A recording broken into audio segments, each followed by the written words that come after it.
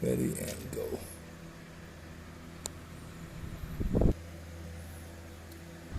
I'll let that drain completely, and then I'll remove the oil filter.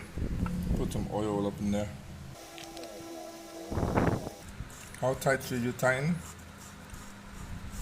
After it touches the base right there, and I'll give it another just quarter turn.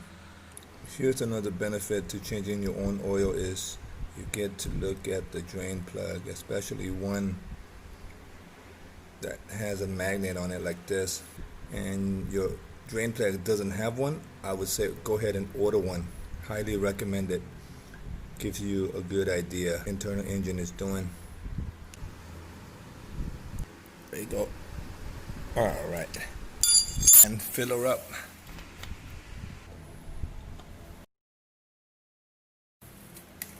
I always like oil with the seal on it. Just a little peace of mind.